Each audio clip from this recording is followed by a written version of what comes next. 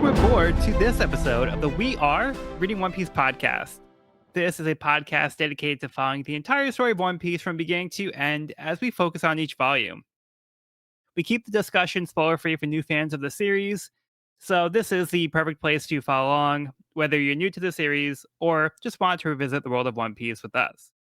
This week, we will be covering the second part of Volume 71, Coliseum of Scoundrels, which covers chapters 707 through 711.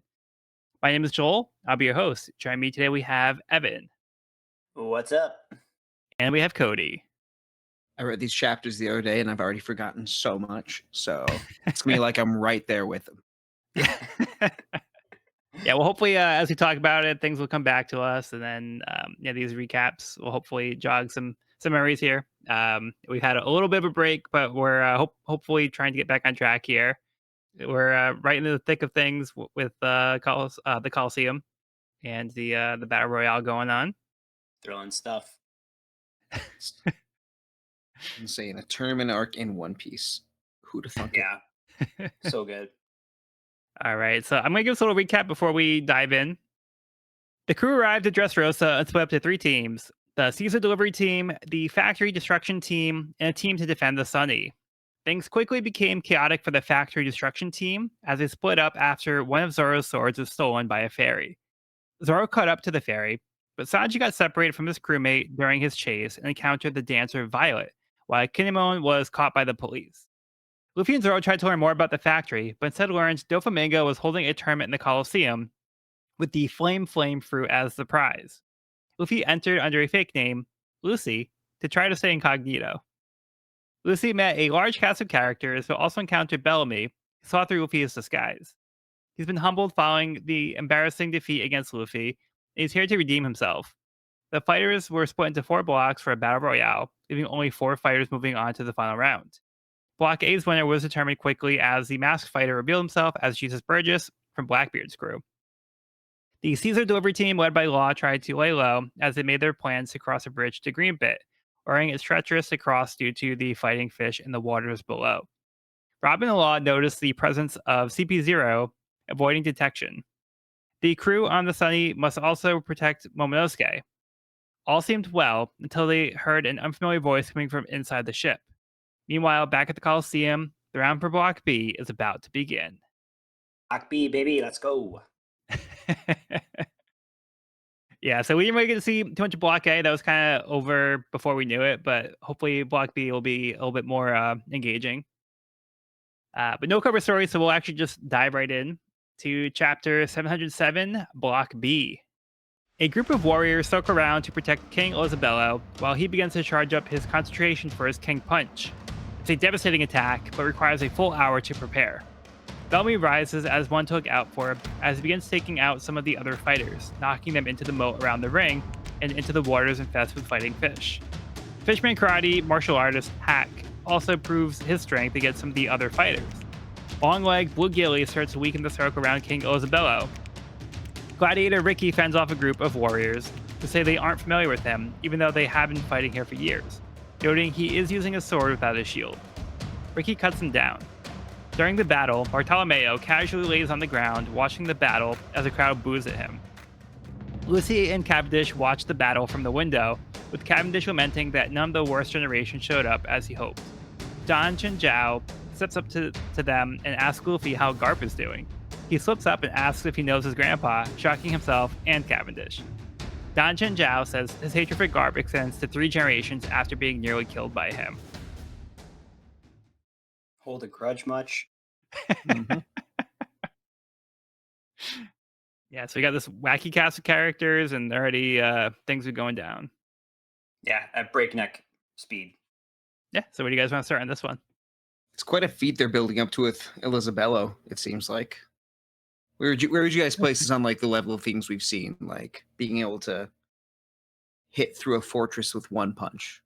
The one punch man. Your one punch majesty. I know there's so much exposition for this. Like the page, his intro page, the second page of this chapter is like all text, which you don't see a lot. Yeah, seems pretty wild. The illustration of him punching a hole through this castle is really cool. It's kind of got like the cracks through the air, reminiscent of like Whitebeard's ability. Mm. Yeah. But yeah, super powerful stuff. But has a pretty big weakness as well. Yeah, it takes a long time to charge up. It's like, hey, we're just gonna sit here for an hour, let you charge up your move. Yeah. No, it's gonna be like, all right, cool. We'll just watch this happen for an hour. Yeah, works But well against walls because they're not fighting back. But but it does say I do, that it's so powerful that it could take down one of the emperors. wild. So might be worth might be worth the wait. I do like the fact they are actually like trying to make that a strategy. Like, hey, protect the king. Hey, let's strike a deal with all these other people to try and. Mm-hmm. They're at least acknowledging the hindrance that it is. Yeah. And I find it very funny that like even in like this like little tiny mini like setting within a much bigger arc, Otis already found a way to introduce a timer in like some sort of countdown to the big thing. Hmm. Yep. That's lovely. He Yeah. loves those so much. He loves his timers. Yeah, and it also puts a timer on the rest of the fighters too. It's like you guys have to win this fight within an hour, otherwise, like you're going to lose. Yeah. And then we also have like Dagama, who really reminds me of Robotnik or Dr. Eggman. That's it. Yeah. Yeah. But he's the tactician, and they kind of go all in on the strategy where they circle around King Elizabello to protect him, so that way he can get this move off. So they're like, all right, this is the strategy. We're going all in on this. This is the plan. Fun concept. Yeah. It's Yeah. fun. Little fight within the fight. And like that, I we was start to thinking see. Go ahead, Cody. I was gonna say I think the fighting fish are pretty fun. Oh, the little Like, the little design-wise. fighting fish. Yeah, the little fighting fish, I thought that was funny. not the real ones. Yeah, which also adds stakes and danger to the fighters here, where they don't want to get Yeah. knocked in. There is no safe place. There's no safe zone. Pretty well constructed setup here. It's like they do I this a do lot. like seeing Bellamy fight here. We just don't see his ability a lot, and I think the spring fruit is really cool. Yeah. And reminiscent of Luffy's ability. Yeah, it does kind of give him like a similar fighting style. Yeah, it does. They're both bouncy, stretchy people. Yeah, it's cool to see like different names start to rise up, and Bellamy being one of them. And he's kind of become like a fan favorite. So he's made a Yep. name for himself within Dressrosa. So he's one that people are hoping to win this fight. Let me see a new face. Hack 100th degree hack. Who just seems guy's- like the dude. This guy's the dude. Yeah, Big he's fan. pretty sweet. He references Jembe as his friend, Mhm. so we know he's good people. Yeah, it's pretty cool seeing some Fishman karate in action. Yeah, this character's cool. I like him. Me too. Yeah, I wonder if he's gonna get to meet Luffy. What's gonna happen to them if they're both homies with Jinbei? Yeah, that'd be sweet. I think Bluegill is kind of slept on. Like Long Leg Tribe, that's pretty cool. Now, True. is this our first time actually seeing a member of the Long Leg tribe? It Because might we've be 'cause heard of we've seen them. Long Arm. Yeah, I don't we've think seen we've Long seen Arm Long before. Leg. We saw. We assumed that one of the CP0 members were long leg, right? But that was a guess. Oh, Not okay. confirmed, right? Oh, I see. Well, They you're were saying like oh, early in this one was- arc, though? Yeah, right. I I think thought it we was early thought this one of them volume. was long leg and one of them was long arm, Possible. Oh, maybe. but maybe not. 'Cause they're, Okay, like, yeah, super there tall, there right? was a long arm, but yeah, and the other guy's like taller than him, so we don't know for sure because he's got this long cloak on. He could be, but I think this is the first time we've actually seen confirmed character from the long leg people. They'd only been mentioned as a list, like on the list from Sabaody, of like what people are looking for at the auction and Mhm. like what people Right. will typically buy. But yeah, I think it's the first time we've actually seen this type of character. Well, the long leg people are aptly named. I think this guy is all leg. This guy's got Yeah, legs see, for I was wondering days. why they call them that. Right? Because both of his legs are. Why isn't it long legs? That's true. Ah. Yeah. Well, it's a good thing one isn't longer than the other. That'd be hard to walk. Yeah, that'd be unfortunate. It'd be so hard to buy pants. Or it seems it's hard to buy pants because he has like a speedo on. This is true. So it's like, yeah, I don't want to waste all material on these long pants. I'll just show them off. If I had like a teardrop like that, I'd be wearing like mid quad shorts at the very least. Like, sheesh. Yep. Definitely shaving those thighs every day. This guy. Just above the knees, though. Yeah, just above the knee. Yep.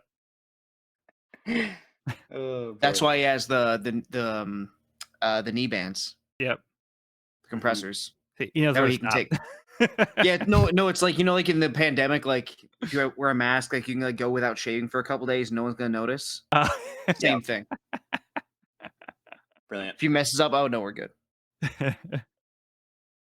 And we also see this character, Ricky.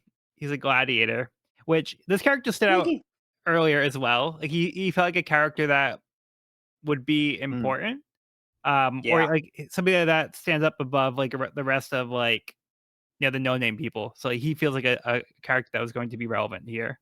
Totally. I feel like they Yeah. kept drawing attention to him. My prediction at this point is that he might be Kyros, the gladiator of old who disappeared, Oh.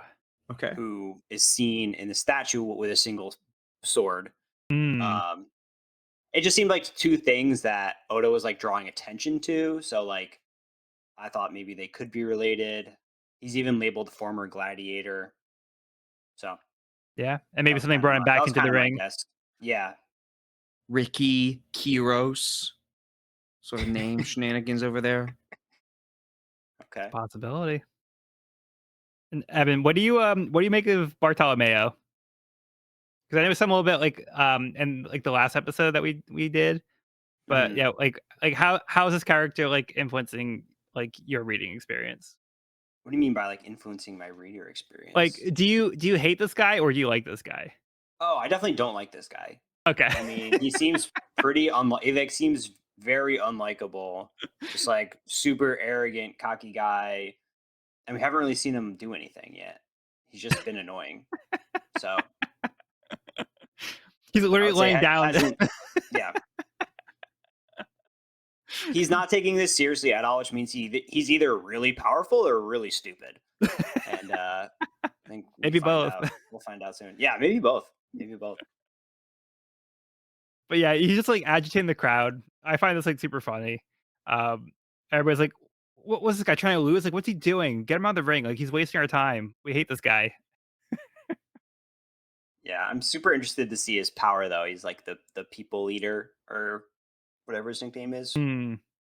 Yeah, like the man Devourer eater. of people or whatever. Yeah, and then lastly we have this little exchange with Luffy, Don Jinzhao, and Cavendish. And we find out that there's actually history with Garp and Don Jinzhao. Yeah. Luffy's a smooth criminal here. Just immediately gives it up. Classic Luffy. I expected nothing less. He can't keep his lips sealed. No way. Luffy's like one of the last people He to was like. actually trying. Well, actually, I was gonna say Luffy's one of the last was people to keep a secret, but he also did a great job. Like when he was a kid, he didn't give up Ace and Sabo's treasure. This is true. When there's something at stake and there's other people, I think he took it more seriously. But like over here, yeah, he's having a hard time keeping the act up. Yeah. I think most people also aren't gonna bring Garp up to him as well, so that's gonna like take him out of wherever he is too. Totally. Yeah. It was like so casual, like the way he just like addressed it. Right. Yeah. And we have another forget- instance where oh, go ahead. Oh no, you go. I was just gonna quickly say we have another instance of Luffy just getting somebody's name wrong, so he calls Cavendish Cabbage. Cavendish is like trying to correct him. Like I love it. Immediately. I too, was like, I was "What's your gonna name?" ask if this Cavendish. happened last Okay, time. Cabbage.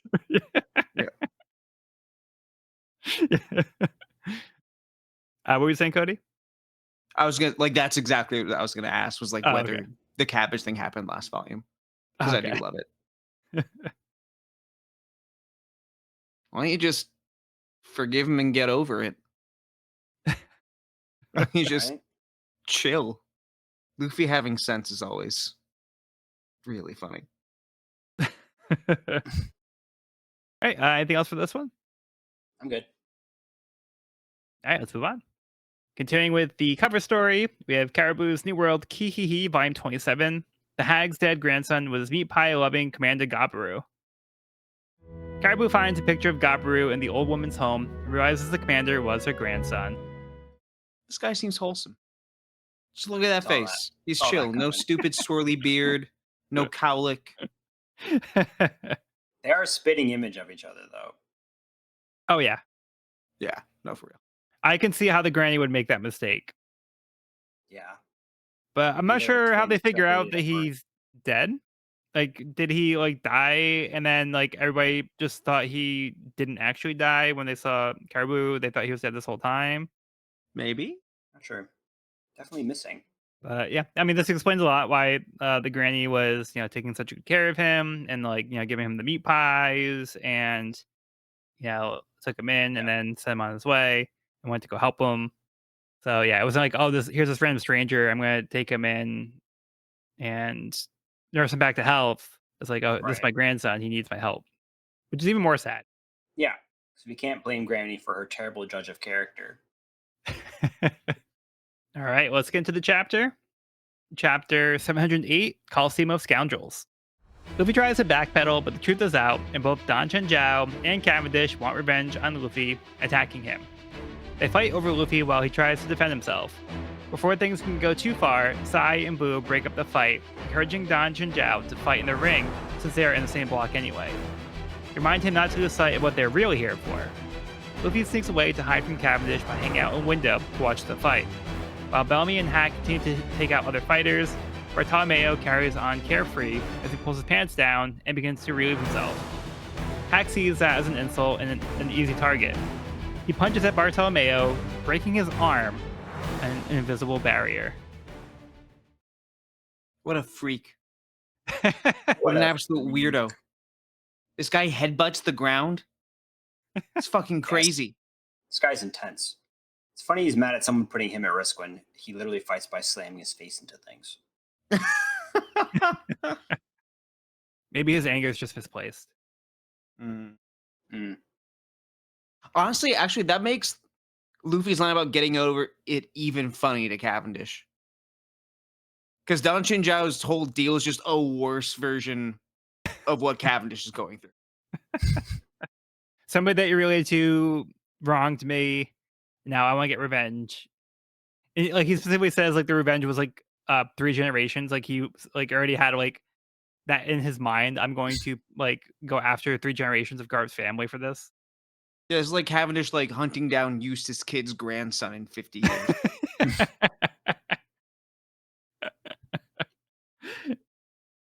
Yeah, they kind of like lose their cool here and start attacking Luffy, even though they're not in the ring. They know it's against the rules. Then luckily, Don Chenjiao's allies kind of return to put some sense into him, remind him that they're here for another reason, which we don't actually know what their reason is. When Cavendish draws his sword, he names it Durandal. That's such a Lord of the Rings sword name to me. Like that feels straight out of Lord of the Rings. Yeah, I did actually look it up.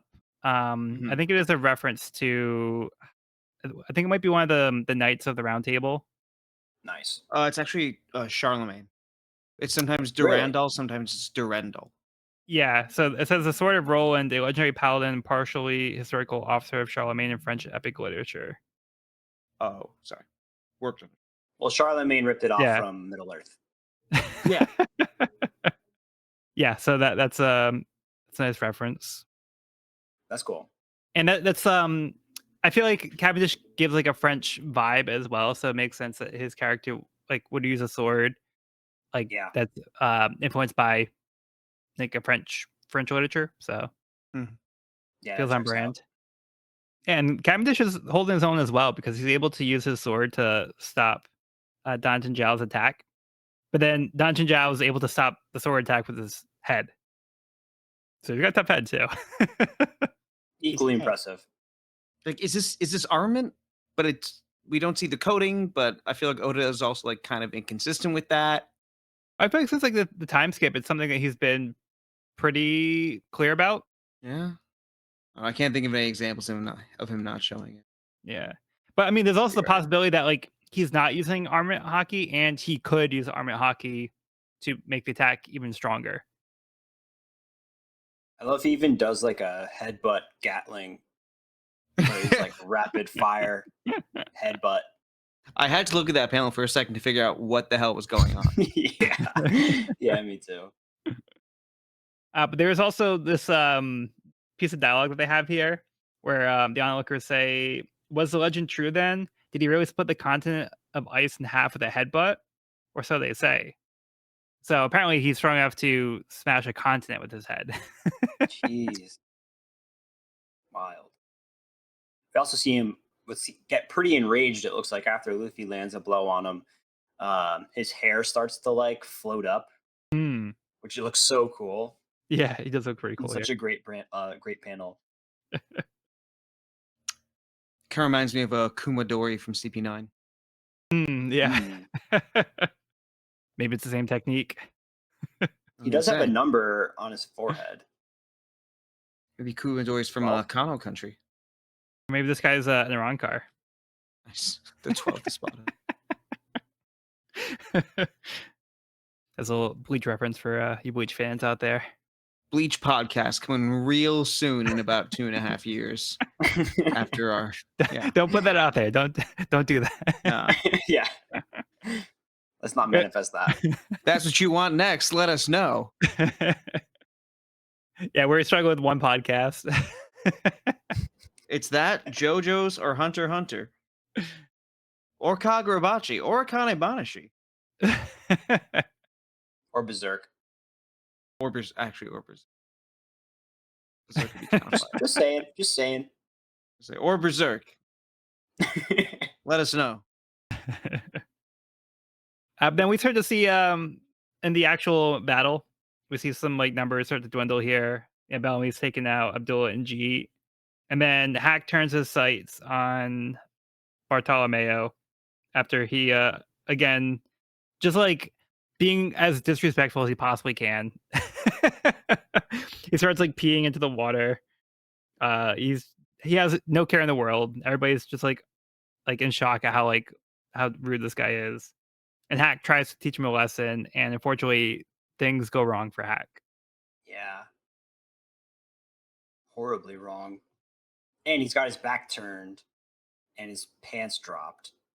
So he's in a very vulnerable position and somehow manages to deflect this blow, which we've seen like as a very powerful blow. This guy's got, he's no slouch. Yeah. Super curious to see what his power is. I wrote in my notes that it reminded me of like Gaara's like perfect defense form where he like, has this like sixth sense and can block attacks from behind without being like aware. Like actively try and block it. Yeah. Yeah. So it seems like initial guess. Barto's like, he's like kind of like baiting somebody to attack him. And unfortunately, Hack takes the bait because like Barto has his back to him, like you said. And he says like psych as Hack's arm just like brutally gets like smashed here. Yeah. So I feel really bad for Hack. Like that looks like a hard one to like recover from. Looks like his arm's just like kind of shattered. And not even just the hand, Not looks good. like. Yeah. Like the wrist, like the forearm's probably just like complete. Yeah, he got wrecked. And I just noticed that the crunch sound effect is censoring Bartolomeo's bare ass. Yeah. well placed crunch. Yeah. Very nice. And like as much of a dick this guy is, like he's good at being a troll, which is interesting. He's still a troll. Yeah. Yeah, for sure.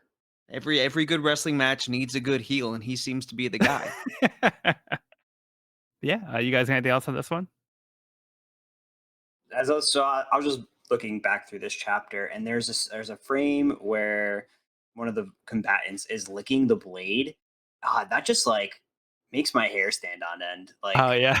And I also feel like I see it a lot in like anime and things like that, where like these like thieves or bandits are like licking their blades with their tongues. Yeah. Oh my god.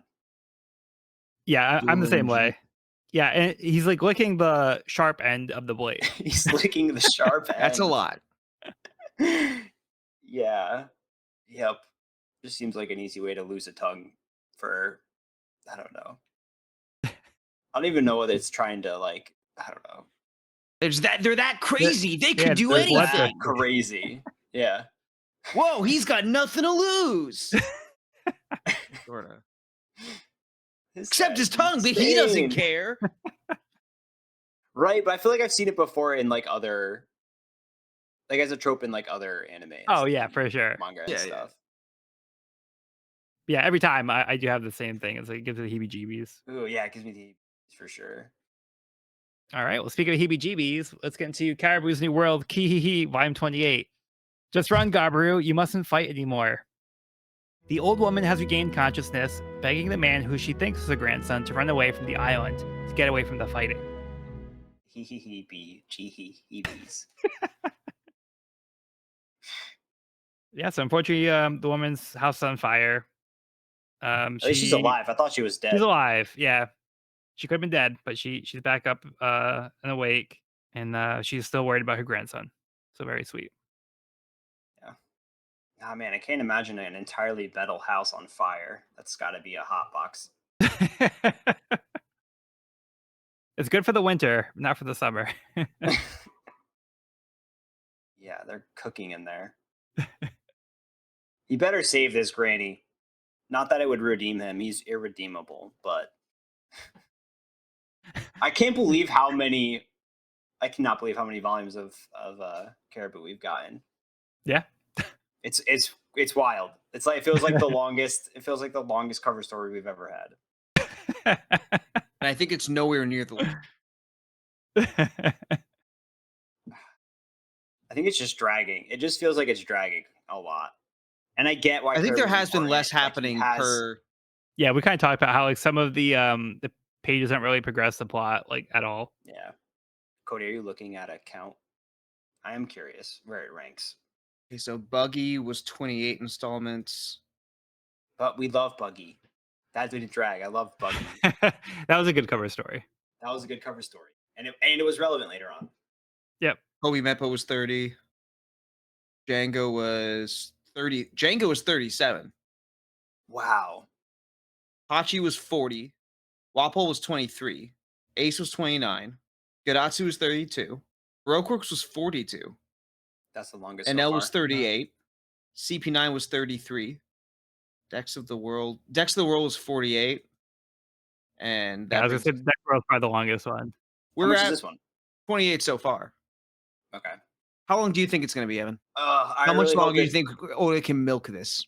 I'm gonna guess and say 31. I think it's gonna end soon. So you think there's 3 left? Yeah. Okay. I think that's wishful Unfortunately, thinking. it's I want this 56. to end. No. This is the most I've had to say about a Caribou installment yet. Shows how entertained I am by it. It literally drove us to looking up how, like, when is this gonna fucking end? Are we there yet? Are we there yet? Oh man. Well, it's a good thing we're not ranking the cover stories too. Yep. You know where I put this one. All right, well, let's get into something more entertaining. Chapter 709, King Punch. Hack goes down, shocking the crowd as Bartolomeo kicks him off. Blue Gilly continues taking down more fighters, including Ricky. Dagama turns traitor and was working with Blue Gilly, and they began taking down the warriors from Prodence protecting the king. Dagama also plans to betray Blue Gilly, but Blue Gilly kicks him off the ring and into the water. The crowd becomes upset as Bartolomeo gets the upper hand on crowd favorite Bellamy, Luffy cheering for his former antagonist. Enough time has passed where King Elizabello is ready to unleash his punch, causing the crowd to become worried based on the rumors that they've heard of this power. Blue Gilly tries to stop the punch, but is unable to as the King Punch is unleashed. The shockwave destroys half the ring, taking out all of the combatants at once. As they're about to announce the winner, the dust begins to clear, and one other person was left standing, Bartolomeo. He explains that he ate the barrier fruit and knocks the king out with one blast. Bartolomeo is the winner of Block B. The one-legged soldier meets with Frankie and tells him he's been working to take down the factory as well, but they need to save the workers. They've been plotting to take down Doflamingo, and he offers to tell Frankie about the tragic truth of this country. Okay, so did anybody see this coming? Bartolomeo. Yeah. I'm not shocked. I definitely didn't think the king was gonna, even though he got an entire page of exposition explaining him. I figured it'd be either Bellamy or Bartolomeo. Okay. Are you disappointed with the results? Yeah, I hate this guy. This guy with his cool character design and he's so smug. Yeah, I mean, this guy could potentially get the flame fruit. I mean, he's not going to be able to use it, but he could be the one to win it. We have no idea what his allegiances are. No. He could just sell it to the highest bidder. He could blackmail Luffy for it. Yeah, I mean, we've already been like introduced like a little bit to like he killed like a villager or something like that. Like he does some pretty like horrendous stuff. Yeah, so this guy seems like he's not a good dude. You think he makes barriers? He yells barrier, and then he goes, I ate the barrier fruit. I'm the barrier man. Barrier crush. This guy likes to say barrier. That's what you do when you have the devil fruit. You gotta incorporate it into everything you do. That is true. That's like that's a steadfast rule in this world. You gotta have good names for all of your moves. Yeah. And a lot of times I don't think it's like that. The name of the fruit. I don't think it's that out of the ordinary either. Because like if we look at like the gum fruit, it's only like different in English because like gomu means rubber. So they're saying, "Oh, I ate the rubber fruit. I'm a rubber man. Rubber pistol. Rubber baby buggy bumpers. Fucking."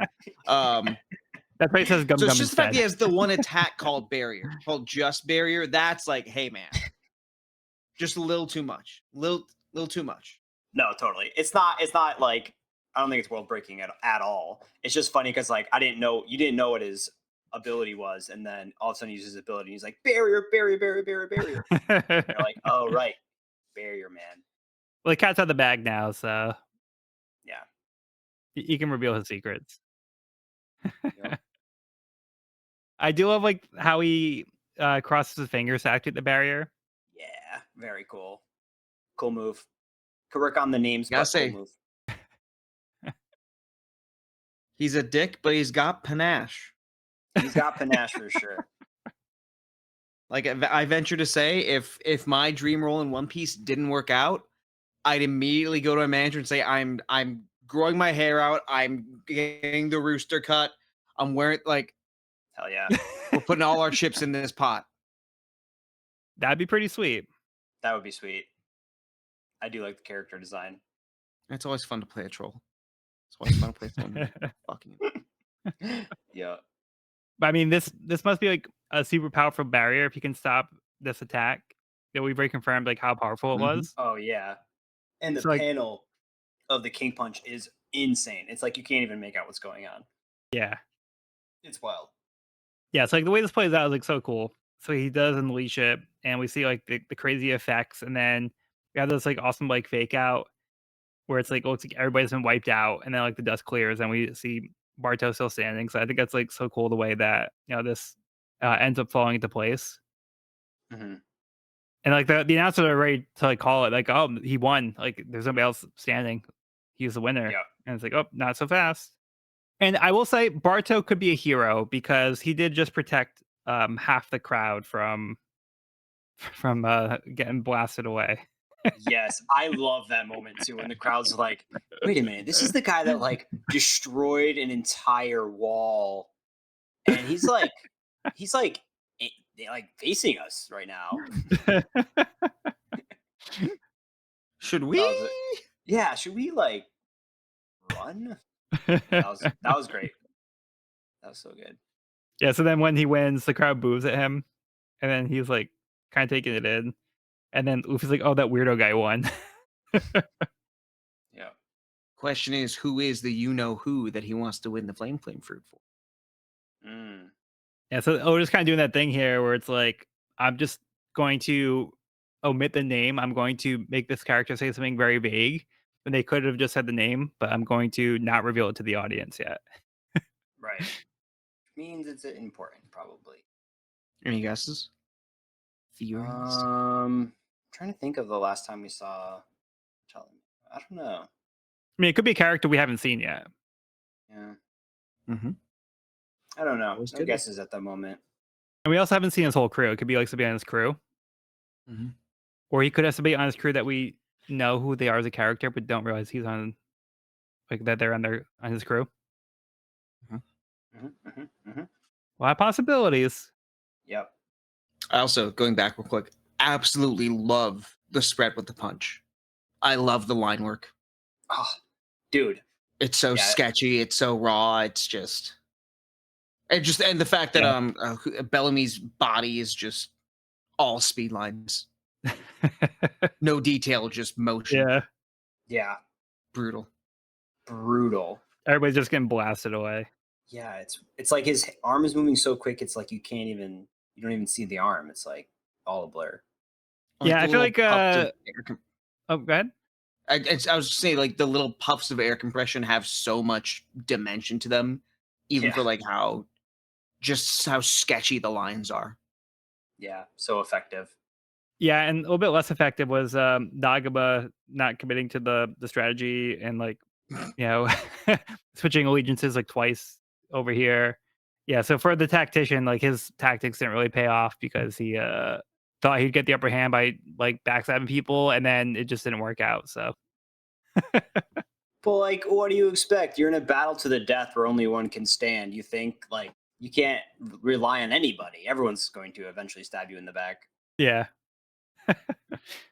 Just seemed like I guess just the fact that he didn't think Blue Gilly would do it too. Like, he didn't, like, it's just arrogant that he wouldn't think anyone else would think to backstab him before the alliance was finished. Yeah, like, I think he played his hand a little too early. Yeah. Yeah. So you maybe should wait until, like, you're down to, like, last, like, 3 or something. Or should have found a way to, like, make it say they were all in the blast at the very last minute or something. If you're really a tactician, that would be a good way to go about it. Create less work for yourself.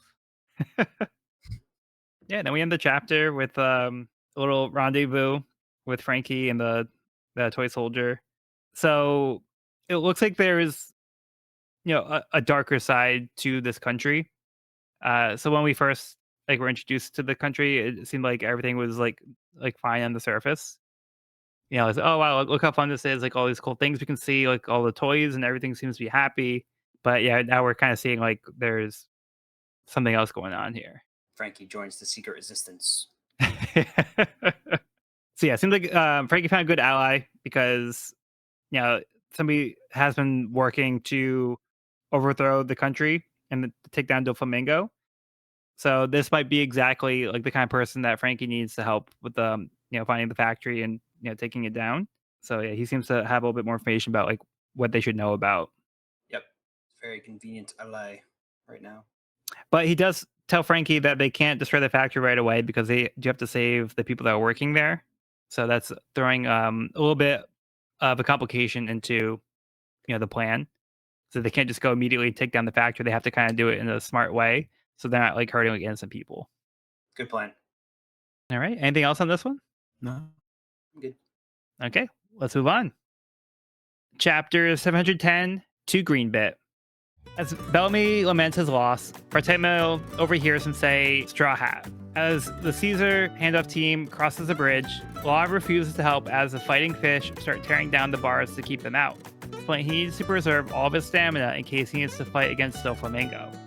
Law says they need Caesar's help, saying it's okay to remove his sea prism cuffs since he still holds Caesar's heart. They reach a gap in the bridge and are surprised to see one of the fighting fish being caught by something they can't see. They have Caesar lift them up and carry them across the broken bridge. They arrive at the overgrown forest of Greenbit, start heading for the coast where the drop-off will happen. They find a Navy ship that looks like it was recently tossed out of the sea and onto the land. The others seem surprised that the Navy somehow found out that they would be here, but Law is less surprised as he told Smoker previously, though he doesn't admit it. Law has them split up to recon to see who else might be on this island. Usopp and Robin find a group of Navy soldiers fighting off an invisible enemy. Their clothes disappear, so they run off. Robin thinks she saw a little person using her devil fruit powers to create a field of hands, manages to grab one. All right, where to begin? Again, we do get this is when we get the Bellamy and Luffy little chit chat.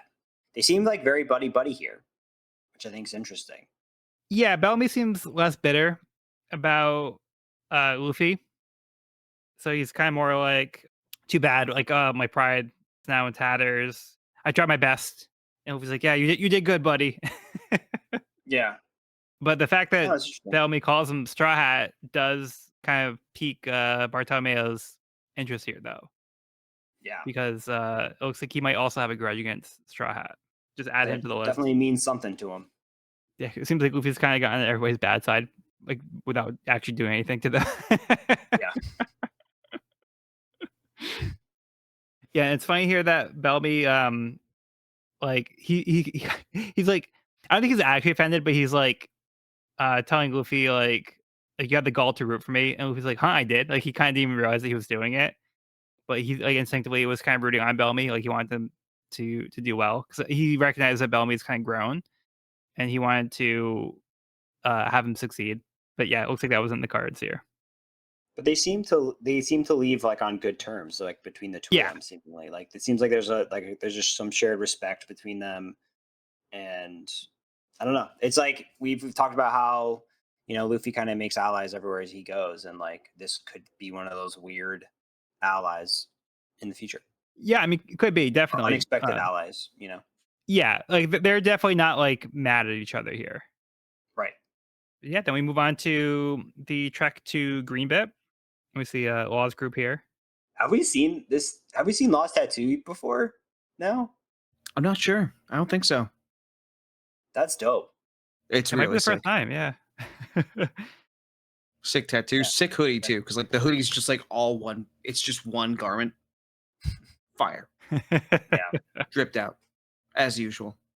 Yep. And that's what a real fighting fish looks like. Yeah, full size. These aren't the little fighting fish. I actually do like the design of the fish. They're like kind of these like almost like demon looking masks for faces. Yeah. And the bull horns. And the bull snort.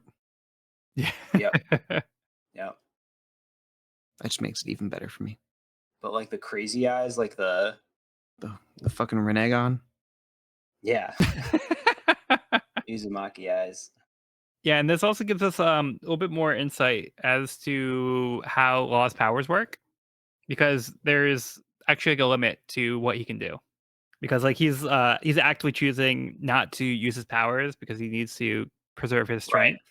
Right. So yeah, this is something that hasn't come up before, but like I think this makes sense because his powers like super strong, so I think it makes sense to put some kind of like limit on it, so he can't just keep doing it like over and over again. So he has to like kind of like recharge. So if he uses it too much, like he's not going to be able to actually use his power, which I think is like super interesting.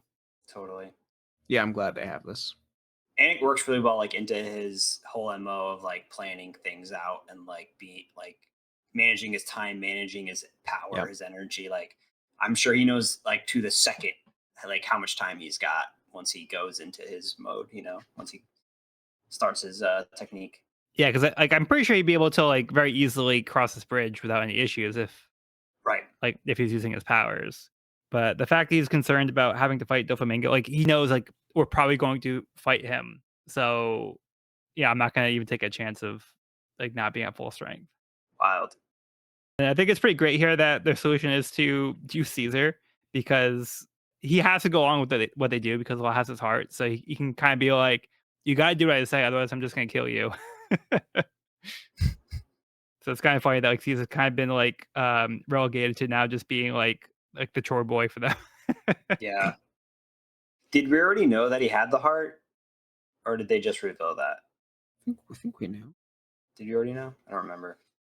But Yeah, it feels like maybe that's new information, because I'm kind of like, I feel like that was the reason why this whole little thing happened, because it seemed like such a like trivial little thing, but I think it gives us the fact that he has his heart. Yeah, I feel like he didn't before, because like the whole thing was he wouldn't give Law his heart because he gave Monet's heart instead. So it wasn't like the equivalent exchange. Like, but But he must have taken at some point, like on the travel when he was, Right. chained up. Because they had him like in the prism, which is why he couldn't do anything. Yeah. But now they're like, we got your art too. So pretty handy to have here. Yep. Put it in the cooler with the rest. And then we see something else starts taking down like this fish. So they don't want to be seen. They say, "Humans, hurry! We got to scram." Pretty remarkable.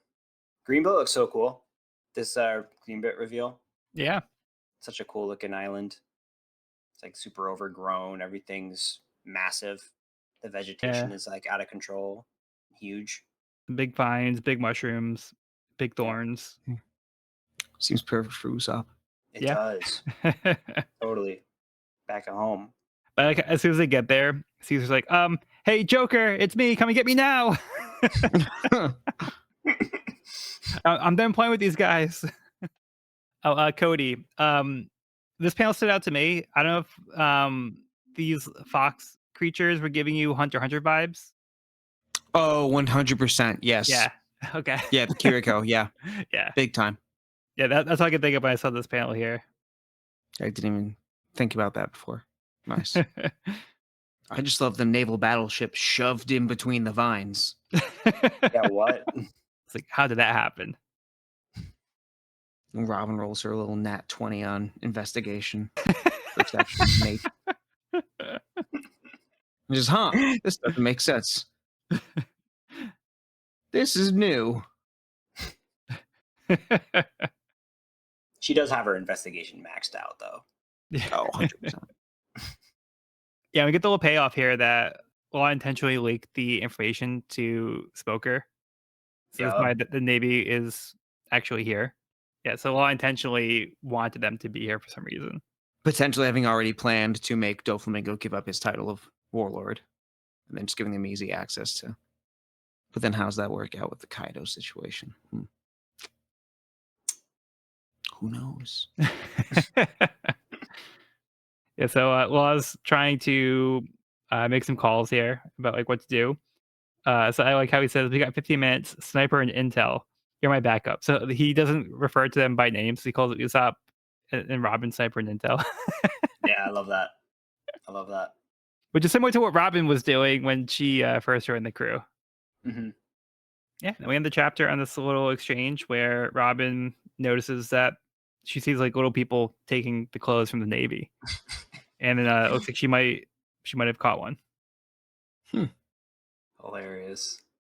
Like, it's crazy how many hands that she was able to make, but that's also how many hands she had to put out to make sure she was able to grab one. Yeah, wild. You have nowhere to run. It is nice seeing her get more feats through powers. Between this and the and hitting the one fish on the bridge. Yeah. Which was called Spank, but it was definitely a slap. Yeah. Little people nabbing clothes. Huh? Okay. We got anything else for this one? I'm good. Okay. Now let's move on to Caribou's New World, Kihihi, Volume 29. The old hag gets blasted off her feet. The robot man breaks down one of the walls into the house, knocking the old woman over. This poor lady. All she was trying to do was take care of her grandson. Yeah, just this sweet old lady. I really want to know more. I really want to know more about this this robot dude guy. It is a cool design. That is the best thing to come out of this cover story, in my opinion. It is a cool design. But I feel like he might have been sent by like the capitalists though, because like they're trying to take down like the working class. So it's like, oh, no, he was sent by Aizen. He has an 18 on his shoulders. He's an Arankar. Oh, he's connected to Danjin Zhao. Okay. Yeah. It's all coming together now. The numbers are aligning. But yeah, like he's really trying to get to Gabaru, which is probably why he came in so hot. With the fire and like knocking the granny over and stuff. Yeah. So he also thinks Caribou must be Gabaru. All right, but let's finish up with chapter 711, Adventure in the Land of the Little People. Robin was unconscious, waking up, finding herself pinned down to the ground and covered in little people searching her. One of them, Leo of the Tantata people, warns her not to try to escape and accuses her of being a bad person. Robin had grabbed one of them, Cub, then asked if they were the one who took the Navy soldier's clothes. Usopp had arrived to see what was going on, but both of them are caught in knockout gas. She asks if they are under Greenbit. Leo confirms and says that they are in the kingdom of Tantata. He tells her not to move as he used his so-so fruit powers to keep her in place, and she can't leave now that she's seen them. She says she didn't mean to harm them and won't tell anyone she saw them. He easily changes his mind and agrees to let her go. The king, Gancho, arrives and asks what is going on here. Leo tells him she says she's a good guy and is also easily convinced, causing Robin to wonder if they're all this gullible. Robin realizes it's almost time for Caesar to be delivered and needs to contact Law. Leo says that in order to prove she's a good guy, she needs to hand over a weapon, but she doesn't have one. As the Tantata begin to attack her, one of them arrives and tells him to stop. He explains she is one of the hero's partners. Usopp had explained he is a legendary hero and is here to help them. In Acacia, Zoro had seen one of the Tantata named Wicca, the one who had stolen his sword. She allows Zoro to have his sword back, but she tells Zoro he can't tell anyone he saw her. She says she's part of the team that tracks Doflamingo's movements and warns that the Straw Hats ship is in danger, along with the rest of the Straw Hats. Zoro tells her he's one of the Straw Hats and tries to guide Zoro, telling him they need to get back to the flower field first. The battle for Block C is about to begin. As Rebecca mentally prepares herself, she finds a flower petal at the window and smiles as a girl plays with a toy monkey. She sees Frankie and the one-legged soldier who are on the way to the flower field. Rebecca calls out to the soldier. He had warned her not to fight, but she entered anyway. She says she'll win, and then when this is over, they can live together. She begins to cry, and the toy soldier tells Frankie they need to carry on. At Greenbit, Law gets a call from Sanji on the transponder snail. He warns Law that this was a setup and to get off the island. Doflamingo did not quit the Warlords, and is on his way along with Admiral Fujitora. It's a trap. So that kind of throws a wrench into the plans. Yeah, this is bad. This is real bad. All right, but let's start from the top. The Gulliver's Travels. Yeah. That's the reference. Yep, totally. These little people are adorable. Yeah. I love them. The way they talk, the way they're super gullible. Yeah. They're really cute. The so-so fruit's also sick. What a neat power. Yeah. Yeah, I wish I had love- that for like just general maintenance around the house. I'd save so much on socks. Yeah, it's interesting seeing that some of them have like devil fruit abilities, and they call it sorcery. Mm. Mm. I think it's funny. They're kind of like Kinemon. Yeah, Kamo had the same kind of terminology. Yep. Yeah, so I think it's really funny that it's pretty easy to convince them. Yeah, Robin's able to kind of like talk her way out of the situation for the most part, and convince them that she's like, I mean, she's really not there to harm them, but like it doesn't take much to convince them. So she basically just says, "Oh, I'm not gonna like tell anybody I saw you guys." And like, "Oh, okay, you must be a good person then. You're a good guy." Really? Okay then. Here's your glasses. Yeah. Also, Gancho gets down. Gancho is the plug of the Tantata Kingdom. This man legalized everything. Yeah. That's why they call it Greenbit. Hey, Greenbit. Oh. Winston. You haven't been returning my calls. That will make me very, very upset. So they all just talk like Elmer Fudd. You want to partake in this ganj? It'll give you magical powers. Ever since we legalized everything, the dispensaries are really booming. No, sometimes they're very fun. I like them. They're so fun. But yeah, this gives us a good insight as to like what the deal is with the fairies. So, this will also tie into Zoro's story where his sword got stolen, and now we kind of know like what we're dealing with here. Yeah, I love this little Zoro bit. I love how his lack of sense of direction is his foil, like all the time. Yeah. Yeah. I love that bit. It never gets old. Yes. Now he has to It's like. even better that now he has someone giving him directions. Now he's the Yeah. guy who Right. gets lost with GPS. Yeah. He's over here talking to himself. Yeah.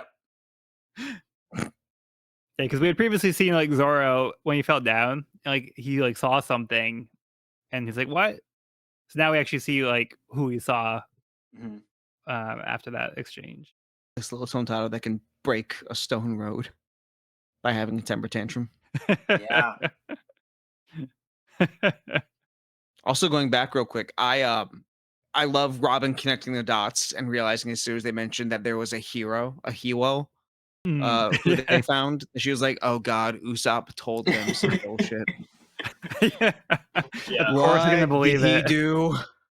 He's This in is his Usopp's element. We're audience. fucked. Yeah. But I love like was it a flapper? Like he's one that like he returns. He's like it's like almost like a desperation. He's like, no, that big person's the hero's partner. He's like, stop! You can't hurt her. He's already completely bought into like whatever Usopp said. Yeah. But he's like, yeah, so cute. Yeah, it seems they also have like a network that's actively keeping tabs on Doflamingo. So they have like a spy network going on too, which I think is also a cool wrinkle. It's also that we've seen with the Tantata, how they're like they seem like innocent, like gullible people, but they also seem like some of them have to like their act together as well.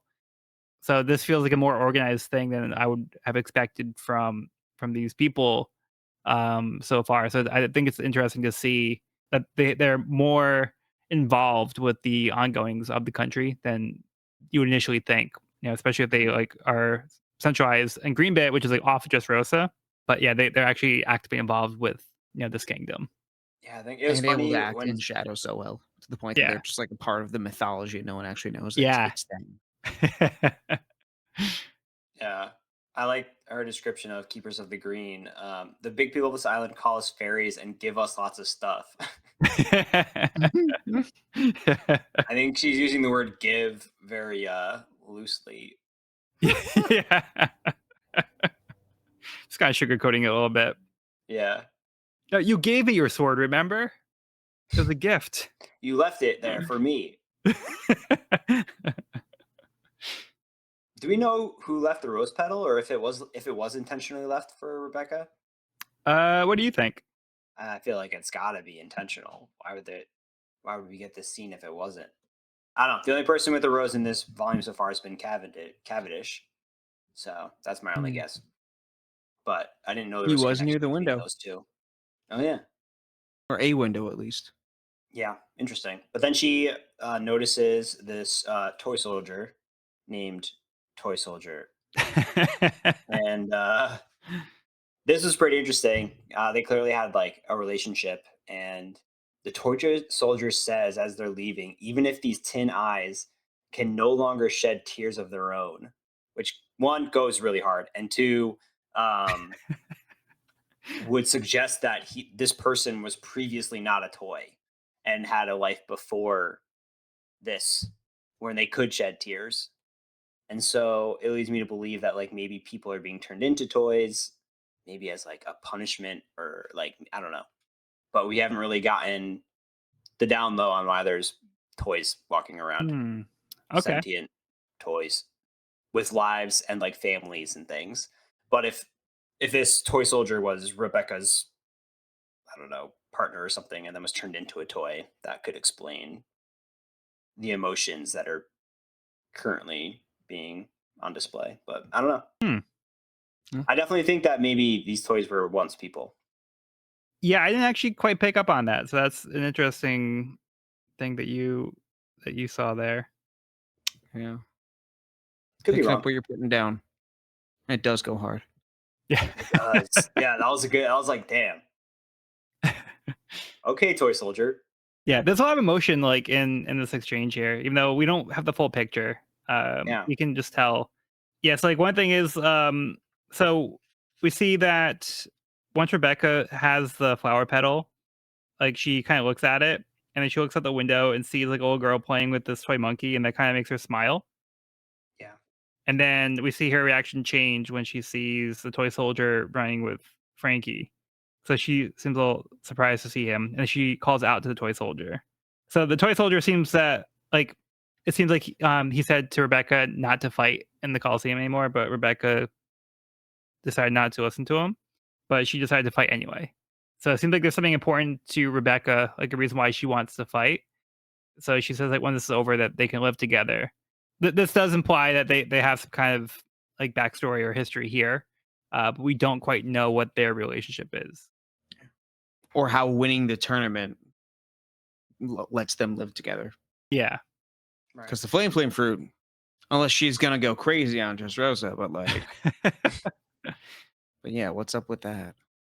Yeah, it seems the toy soldier would cry if he could, but he can't. So he's like, all right, well, I have to do what I can to protect, what I care about.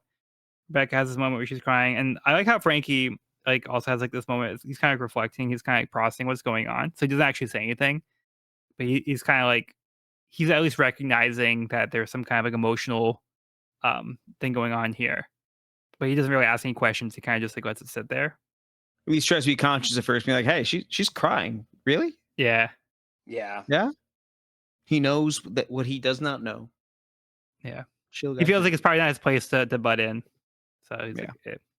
But then we end the chapter and the volume with that revelation that Doflamingo never actually quit the Warlords, and he's working with Admiral Fujitora. So Law's plan of having the Navy here is kind of backfiring. Yeah. This is real bad. And he's alone. But yeah, Sanji But- found out somehow. Yeah, I need to see how Sanji found out about this. I know. Classic Sanji like goes off on a side quest and figures it all out first. It's good to see that happening. Even if he's simping, I'm down for both. Right? I had to warn you guys before I leave this island and go live with this dancer off, wherever. Yeah, I found my future wife. No big deal. Yeah, we're getting married. You should know this though. It's a trap. Yeah, it's getting pretty serious. Well, we'll send the writing registry to you guys in prison. All right. So, that's where we leave things off. Do you guys have any final thoughts for the chapter or the volume? You think Luffy would be his best man? You think Zoro would get invited? Zoro would ruin the wedding. Yeah, all the Strats would be invited, except for Zoro. Zoro would crash anyway. Mosshead. Zoro would object, Plus try 3. and steal Sanji, and then Nami and Usopp would eat popcorn the whole time. Luffy would eat the cake before it gets brought out. He would somehow sneak into wherever it's being kept with a padlock. Because Sanji knows. But Luffy would not give a fuck. No, Gin would have to be the best man. Nice. That's how I get Gin back. But yeah, I feel like things have been getting pretty crazy. I think the Coliseum's been really fun. I like seeing the different fighters, the different abilities, and we're already seeing how chaotic things are. And then we're starting to see like the other parts of Dressrosa moving along too. The Tontada kind of answered a lot of the questions that we've had, but now we have to figure out what's going on with Doflamingo and how is this plan going to now be affected with this massive change. So yeah, we have to see how that's going to play out. But yeah, I'm very excited for where the story is going. It Yeah, is me crazy too. how little Doflamingo we've seen in the first 11 chapters of this arc. Yeah. I think we're about to get some more. Yeah, I'm digging how Oda's kind of ramping it up, like our party's separated, everyone's kind of getting little bits getting separate pieces of the puzzle that we're slowly putting together. And now I'm really nervous for Law, who is going to be severely outgunned. But thankfully, he's saving his energy for this very moment. But Yep. like, it's wild because I think in the original plan there was going to be a party. He was going to be with the rest of the crew, and it would just be Doflamingo. But now it's just him alone against Doflamingo and the Navy. An admiral in the Navy. An admiral in the Navy, plus who we've already seen kind of do some work. So yeah, that's right. That's right. So Mhm. Yep. yeah, well, we'll have to see how that Pretty plays hyped. out next time. But for now, that will conclude this week's episode of the We Are Reading One Piece podcast.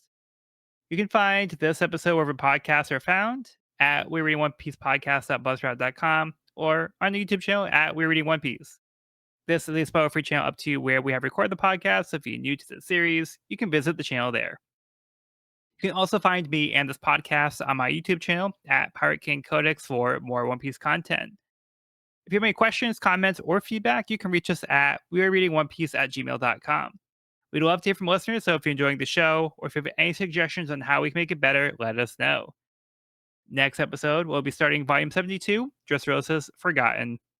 I've been Joel, and I've been joined by Evan Thanks for listening. and Cody. Follow me on fanfiction.net and AO3 to see the conclusion of this wedding saga. All right. Hell Well, yeah. be sure to bring on all your hopes and dreams, and we'll see you on the next episode.